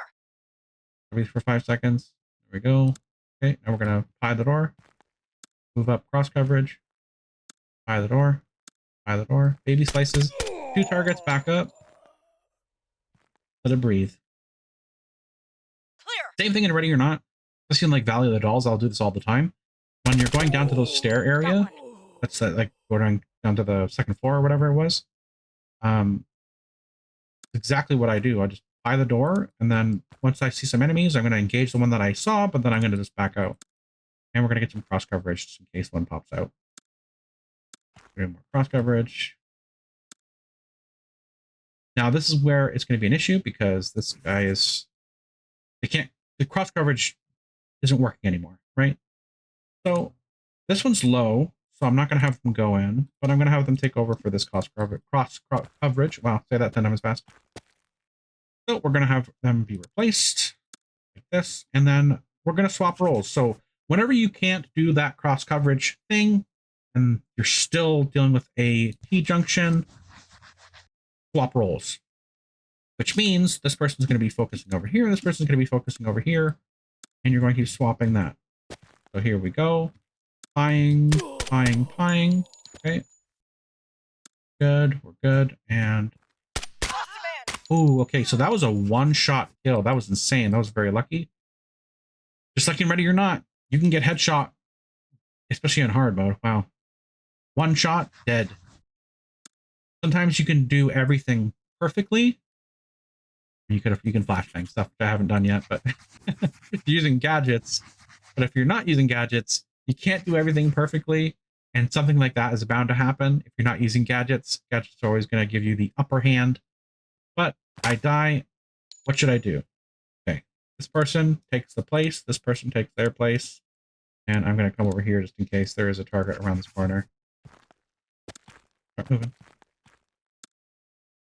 So right here, obviously you would want to throw a flashbang here. I'm not going to. I'm going to try to pie the door. Come on, engagement. Yeah, there we go. And we're going to hold this position, scary position, because going around this corner is going to suck. But we're going to clear this room. When this area is clear, so I'm going to go like this and go wide. Go slow like this. Checking the final location of potential threat. And I don't think there's anybody here. Double check. Yeah, no one here. Okay, now this one. You're a madman if you're going into this room without a flashbang, I'll tell you that. You can go into this room and you're going to die 100% pretty much. So this is one of those hard corners, which means you need to enter the room to be able to see into the corner. That's what makes it a hard corner. So, obviously, because I'm not a madman, we're going to throw a flashbang in there. Nice and close like that. Flash out! Which gives me the ability to pie as much as I can into the room. Off as it explodes. I'm going to stop here. Stop, engage target. Now, in ready or not, push the room. You're probably fine. Probably fine. In door cookers 2 against these enemies, throw another flashbang. Because they have a very high resistance, I'm going to say, hey, wait, don't go in there yet. Boom. Slow motion. Okay. I've been doing this video for 2 hours. I'm getting a little weird. And engage the corner, and there we go. So that was that room without any initial flashbangs, except at the end, because you're always going to clear the flashbang. If you're not, you're crazy. If you do engage this, you're basically just the fatal funnel. Boom, boom, boom, boom. All that firepower in that location, you're just going to die. You can do it where you run the rabbit, I believe it's called. I forget the terminology with those ones, but running the rabbit is just going straight into the room. So who's ever behind you can also go straight into the room, and then you just flow into the room in the most effective way possible. There's the one where I think it's called button hooking or something hooking. What is it called? I forget what it's called. I can't remember. Something hooking. You're hooking around because it's a hook, right? And you're sitting here, and the first person comes in, and you're sitting here. And the other person comes in, and then you're sitting here. But obviously, like, the person who's coming in, like, behind you can't shoot back because somebody already there blocking you, like your teammate. And then same thing here. Same thing here. Same thing here. So you have to, like, pass all of your teammates, and then you can engage any target over here. So running the rabbit is usually better from my experience. I'm sure there's situations where a hook, whatever it's called, something hook, I forget what it's called, is better than running the rabbit. But Running the rabbit's always better, in my opinion. As a default thing to do. Because I'm sure hooking has there's always going to be a situation where something's better than another when there's just so many variables to consider. Like, just look at these T-junctions. Like, you wouldn't think that these T-junctions would create much more variation in your way you control it or clear it, but it creates so much that it's just changes the whole dynamic just by creating a couple more angles, or like changing the door or the double door, you know, shifting the door slightly off makes a large difference, surprisingly. Anyway, so that was with minimal gadgets. Let's see with the most gadgets possible. Setting charge. Charge set. Now, Placing the reason why charge. I usually don't really generally focus Charge on this ready. area, aside from it being a nightmare to try to go in and push, even if you are using, can you just move to the spot, please? Thank you. Obviously, this would be a decent foothold to be able to shoot into this room. Hopefully these doors don't open while you're doing that. But it's a hard room to take. You're getting to do flashbang, flashbang, flashbang. And while that's happening, this is just such a large potential threat when those doors open. It's just not worth the risk. You're just going to be gambling. And ready or not, it'd be okay. But in this one, we have to open a door and you're slow and stuff like that. As I said, door kickers, a little bit different in that scenario. But as I've said before, all of these situations can be applicable in multiple games, and generally speaking, the game sense of these tactics are still very sound. Like, for example, as I said, cross coverage is always very valuable at T-junctions, because it just gives you the most amount of effective defense against these situations. Anyway, so let's do this. We are going to back up because it is a large threat. Back up, and then we're going to cascade our guys so everyone can fire. Now, person in the back of the stack always throws the flashbang. Let's do this. I'm going to pop the top one, pause, and do slow-mo to illustrate timing. And we're going to flashbang, toss flashbang. Going to bounce off, or it's going to go straight through, apparently. And okay, so this much is stunned. It wasn't super valuable because I thought it was going to bounce off of here and land here so that I could pie this area, but obviously not. So I'm going to just baby slice this. Target open. Cross coverage. Everyone knows. Now, this is going on. I'm going to back up. Because if there's people pushing you, you back up so you have more firepower with your team. Back up, back up, back up. We're okay. Person in the back of the stack. Technically, this guy is not in the back of the stack anymore because he's providing cross coverage. He is going to flash as much as I can without stunning myself. Angle. And toss. Clear. Watch out! And it's gonna pop. We're gonna pie. And we're gonna cross coverage pie. Pieing. Engage target. Engage target. Back up. Awesome. Obviously, this person doesn't always just need to be looking at this door. If he's right here and he sees a target here, engage it, obviously. Okay. Why not do another one? Why don't we push Bikini Bottom someplace else? Flashbang again. Take cover! Still enemies. We're going to, with a whole team now, cross coverage. Engage, engage, engage. Swap rolls. And very carefully,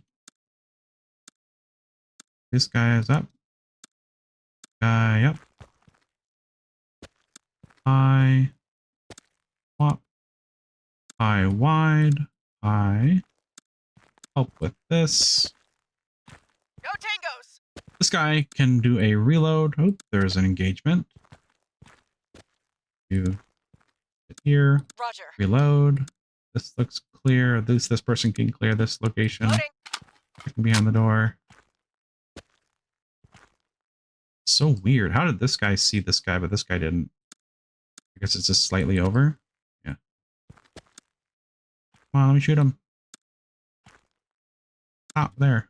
There we go. All right, now clear this room. Pretty good. 2 flashbangs, or was that 3 flashbangs? That was 3 flashbangs. Okay. Same thing here. Did it as before. Gonna do it again. Do this, do that, do this. This person sitting here further into the room to see into that. Still nice. But once they enter the room, he doesn't have a lot of value, so you should probably bring them up. But you can still keep them like right there. So we're going to stack our firepower. We're going to stack right here. Toss one into the room. You're going to toss close. So we're just stunning this section. Like this is the section that's important to stun. The area I'm circling. Because that's the part we're pieing. So we want that to be applicable. An area we can clear. Then we're going to do the same thing. And pie more. Finger out. Toss. We're going to slow it down so we can time it right. Oh boy, back up. And we're going to go in now. By the door. He looks not stunned, so I'm going to pull back. We're going to flash again. But at that location. Be like, hey, flash far into the corner. We're going to prep. And go. And die, die, die. Pull back. You get the idea. Finger out. Go in, pause. Go in, pause. Go in. And we're clear. And this is where you would run the rabbit. Run the rabbit. Everybody in.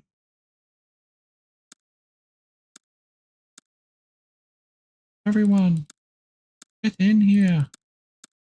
I used to play Hearthstone until it got weird. All right, so that was T-junction clearing.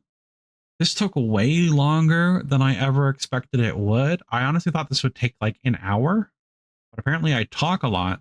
So, and there's a lot to talk about, and I like to reiterate things. But this is the T-junction on Door Kickers 2. With gadgets and without gadgets. How to clear them. Important principles to take away. So the most important things you should be remembering from this video, if you are a madman and watch this. T-junctions. You want cross coverage. That's probably the most important thing I want you to take away from this. Cross coverage is what's important. Setting charge. This is cross coverage. Charge ready. 2 doors Setting charge. opposite from each other. You Charge want ready. someone to be looking at both directions. You do it by looking at the opposite area or the side that you're on. Like here, the side I'm on. Look over here. Here's the side you're on. You look over here. Move in tandem with each other, side by side. Do a little inching, like inch forward a little bit, bit by bit. You move, and you move. Another thing is, if you're under attack and you're in this hallway, return to your basic defensive position, which is cross coverage. So that's the first thing. The second thing is, don't do T-junctions. Generally speaking, with less than 2 people, you can get away with it, like in this scenario over here, but it's always going to be very difficult, risky, and a gamble. You can get away with it in certain games, sliding in or something, depending on what game you're playing or whatever. Flashbangs, shield. I didn't discuss shield in this. I could, but it's pretty basic. You're basically whenever you have a shield, person pushes it, block it with the shield, other person can shoot. It's a wall. For ready or not, you're indestructible, so you don't have to worry about anything. So that's basically it. I guess flashbang. You could do the same principles that I've sort of talked to you about. If it's an open area, the next lesson is focus on the immediate potential threat rather than the larger potential threat, because the immediate threat is more likely to kill you, even though it is less likely for it to exist in a smaller space like this. But it's important that you kill them, because if there is an immediate potential threat, it's going to be way worse than a potential threat over here. Just because close range, they just have to spray all of their bullets. They're going to hit you. You're going to die very quickly, etc., etc. Another takeaway, if you're in a room like this and you can pie a single area while having coverage from the back, you can do it one by one like this. So you can clear this or pie this corner without having to worry about this area. So always try to focus on an area you can clear and pie first, much like the doors over here. So like when I approach these doors, I finished this so quickly, it was kind of insane. It took like a minute to explain and show. But because you can pie this door from this angle and still have cross coverage here, you're basically set. Just don't push up too far, otherwise you won't be able to get cross coverage. That's when you'll die. To make sure you have enough space to cross coverage. Once you get into that cross coverage territory, then you're going to swap roles. So that's the next important thing. You're swapping roles whenever you can no longer engage in cross coverage. So whenever I was here and here, I can't cover this door because I'm being blocked by my teammate. So that's when you swap roles. And generally speaking, if you want, you can still do that buddy system that I've kind of talked about, where you have each other's back and watching those angles. Another thing to take away, whenever you are engaging in an area and you are both, give me a good example. One's probably fine. Whenever you're going into a T-junction like this, and you have, whenever you get here, you expose yourself to both ends of the room, the T. It's important, if you are going to go out and commit, that you do a little peek first. Check before you commit to a location. Because if you go back to back and then you go out, I'm not going to draw the rest of that. You know what I'm talking about. But you go out together. You go out together and you run the rabbit straight, and you're going to deal with any threats in these directions. Okay, anyway. So run the rabbit. It's always a risk. Don't do that. Peek first if you do have to go out and lose your cover. Generally speaking, you shouldn't.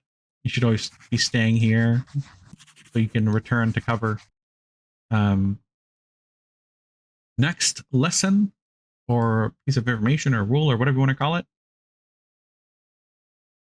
If you can engage a room,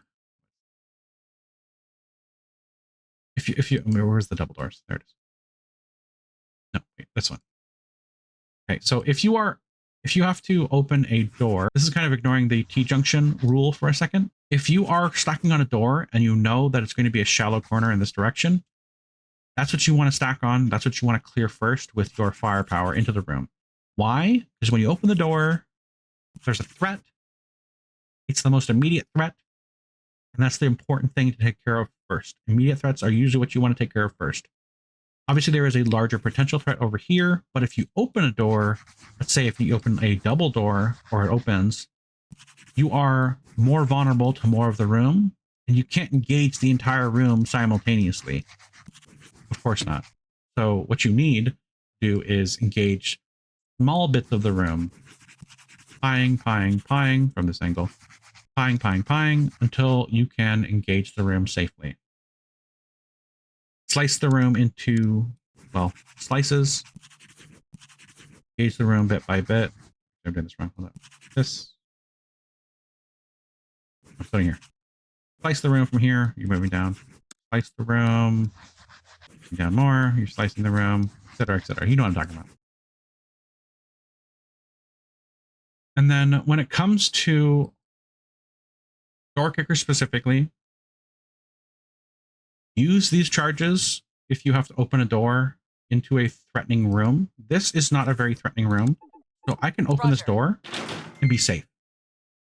There's no threat when I open that door. Man down. Not here. I say that and it's hilarious. Everyone laugh right now.